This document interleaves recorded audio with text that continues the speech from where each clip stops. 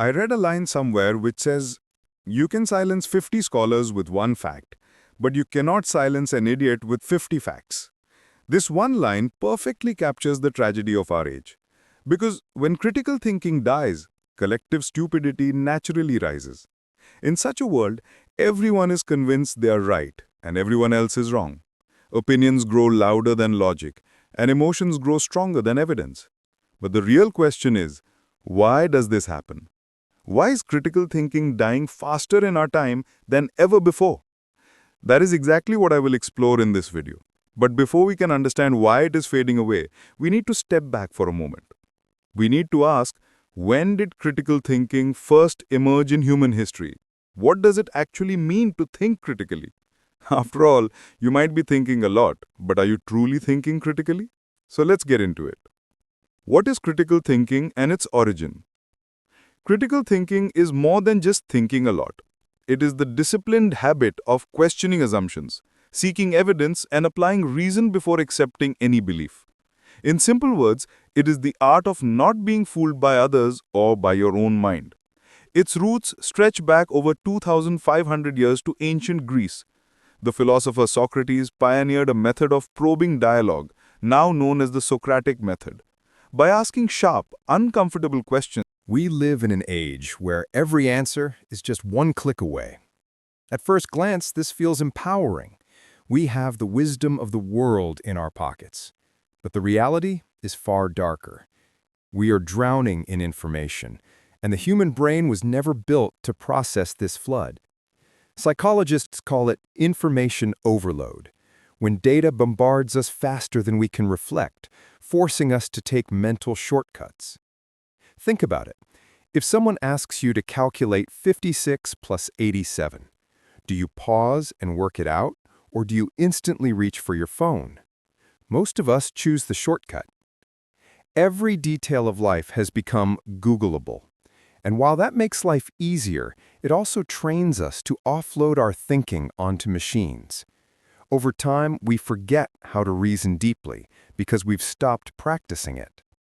The Nobel laureate Daniel Kahneman once described two modes of thought: System 1, which is fast, automatic, and intuitive, and System 2, which is slow, effortful, and rational. Critical thinking lives in System 2. It is the part of us that questions, analyzes, and doubts. But here's the problem. When apps, calculators, and AI do the hard work for us, System 2 is left idle. Like a muscle that is never exercised, our deeper reasoning begins to atrophy. This is why many people today remember not the answer itself, but only where to find it. Studies even show that constant reliance on search engines makes us less likely to commit knowledge to memory. It's what researchers call the Google effect. We outsource our intelligence, skimming headlines and trusting the first popular result.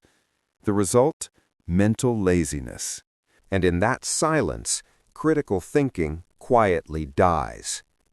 Information overload may dull our minds, but something even more dangerous follows: the comfort of only hearing what we already believe. And this is what I am going to discuss now. If information overload weakens our ability to think, echo chambers destroy our willingness to think. In today's world, we live inside countless tribes, political, religious, cultural, or even based on hobbies and interests. Human beings naturally seek out people who agree with them. But technology has magnified this instinct to dangerous levels. Social media algorithms now track every click, like, and comment, then feed us content that matches our past beliefs. The result? We end up surrounded by opinions that sound just like our own.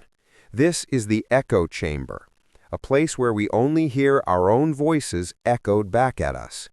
If you believe A, you will rarely encounter a strong case for not A. Over time, the mind gets lazy. It accepts whatever confirms its worldview and dismisses the rest as fake, biased, or stupid. This is confirmation bias, the mental shortcut that prefers comfort over challenge. And in an age of endless digital tribes, almost everyone is trapped in one. What's worse, echo chambers are not just found in conspiracy groups or fanatical cults. Even skeptics, atheists, and self-proclaimed rationalists can form closed circles where their assumptions are never questioned. When the group's opinion feels safe, our deeper reasoning, our system too, goes silent. Instead of questioning, we conform. The effect is groupthink. Each tribe convinces itself that Modern media, whether it's news outlets, social feeds, or influencers, has mastered the art of drama. They know one thing very well. Outrage sells.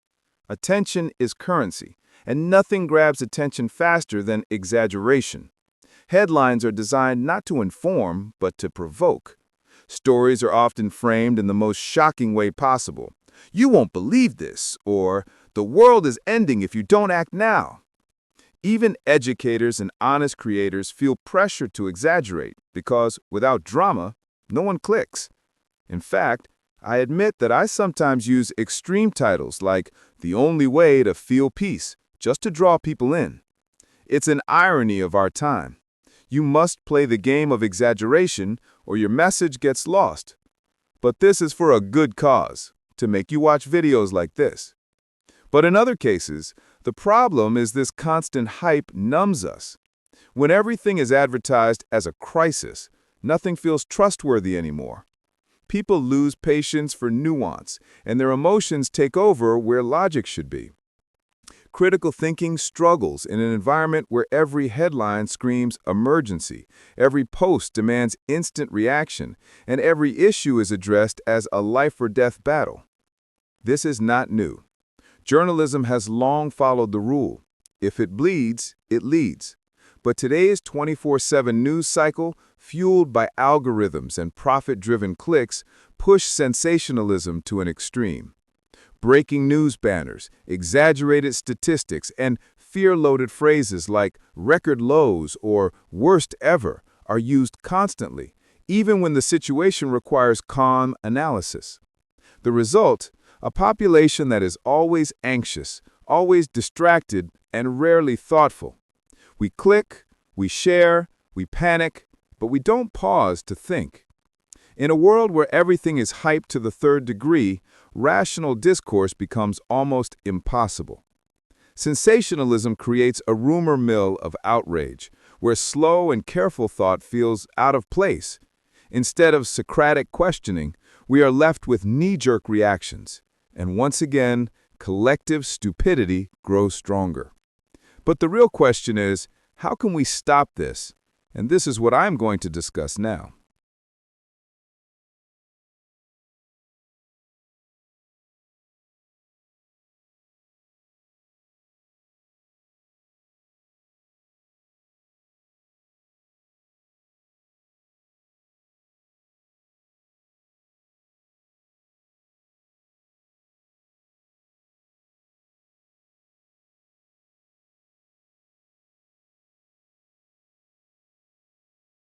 Encourage curiosity. Curiosity is the antidote to mental laziness. Einstein once admitted, "I have no special talents, I am only passionately curious." Curious people don't stop at the first answer. They ask why again and again. Before accepting any claim, pause and ask yourself, what is the evidence? How do I know this? What if the opposite were true? The quality of our thinking is revealed by the quality of our questions. Reading widely, journaling, or joining discussions and debates can help you revive that Socratic spirit of inquiry. Slow down and think. In a world that demands instant reactions, learn to resist.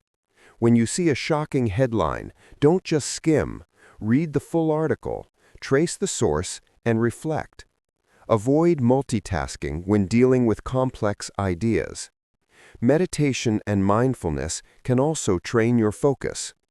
Remember Daniel Kahneman's insight. Our System 2 thinking, the slow, effortful kind, is where real analysis lives. Strengthen it by doing the math yourself, writing out arguments, or weighing pros and cons before making decisions. Diversify your sources. Escape your echo chamber. Deliberately seek out perspectives that challenge you. Read media from different sides of the spectrum. Follow thinkers you disagree with, and explore viewpoints from other cultures. When you encounter statistics or claims, trace them back to their original sources. Play devil's advocate with your own beliefs and invite others to question them. This is how you weaken confirmation bias and strengthen your ability to see clearly. Reform education and leadership. Critical thinking must also be cultivated at a societal level. Schools should emphasize reasoning, debate, and analysis over rote memorization.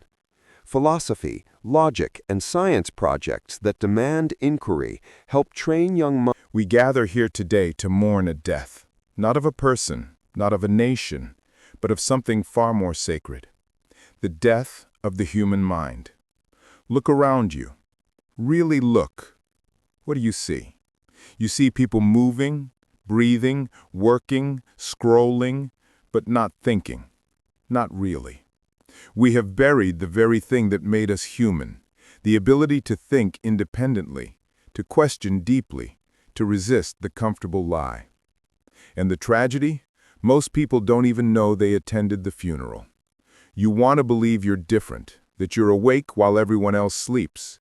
But here's the truth that cuts deeper than any blade. You might be one of them. You might be exactly what they engineered you to be, obedient, distracted, comfortable in your chains. Because something happened, something we didn't see coming. While we celebrated progress, smartphones, social media, unlimited information at our fingertips, they quietly replaced our minds with menus, our curiosity with clicks, our sovereignty with subscriptions. We traded the depth of thought for the dopamine of notifications, and we called it evolution. I know what you're feeling right now, that uncomfortable twist in your gut, that voice whispering, "Is he talking about me?" Good. That discomfort is the first sign of life in a dying mind. Because convenience was never free. Every time you chose easy over right, comfort over truth, distraction over discipline, you paid a price. We all did. And that price? It was our ability to think for ourselves. They didn't need to burn the books. They just needed to make sure you never had time to read them. They didn't need to ban questions.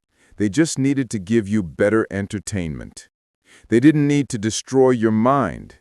They just needed to make you forget you had one. And it worked. Look at what we've become. A generation that can build artificial intelligence, but can't sit alone with their own thoughts for 5 minutes. That can access all human knowledge, but scrolls past it for cat videos and conspiracy theories curated by an algorithm. That speaks constantly, but says nothing. That's connected to everyone, but understands no one. We are the generation that was given every tool to become gods, and instead became golden retrievers waiting for the next notification to tell us we're good boys. But here's what they didn't count on.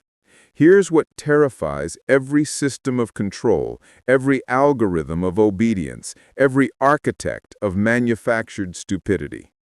Some of us remember. Some of us can still feel that something is deeply, fundamentally wrong. And some of us, maybe you, are ready to do something about it.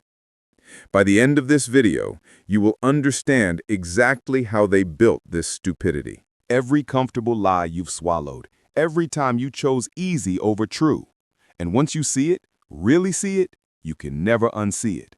You can never go back to the blissful ignorance of the obedient mind. The funeral is over. The question is, are you ready to resurrect what died? Or will you walk away, back to your feed, back to your comfort, back to the slow suffocation of a life lived on autopilot? The choice, for perhaps the first time in years, is actually yours. Let's begin. Let me tell you about the most successful weapon ever created. Not a bomb, not a virus. Comfort. Because comfort doesn't destroy you quickly. It doesn't announce itself as your enemy.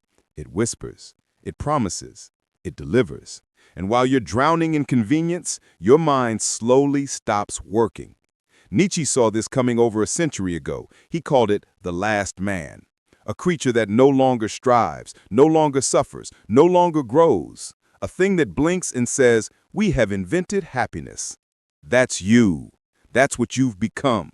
You wake up, you scroll, you consume content engineered to require zero effort from your brain. You choose the path of least resistance every single time, and you call it living. But here's the truth that burns. Intelligence isn't a gift you keep forever. It's a muscle that atrophies the moment you stop using it. And you stopped using it the day curiosity became optional. Picture this. It's 1880. A young inventor sits by candlelight, teaching himself electrical theory from books he can barely afford. His eyes burn. His back aches. There's no entertainment, no distraction, no escape. Just him and the question that won't let him sleep. How does this work? That discomfort, that struggle, that was the forge where minds were made. Now picture yourself, 6 hours every single day, scrolling. Dopamine spike, dopamine spike, dopamine spike. Your brain lighting up like a slot machine, getting everything it craves and nothing it needs. No struggle, no friction, no growth.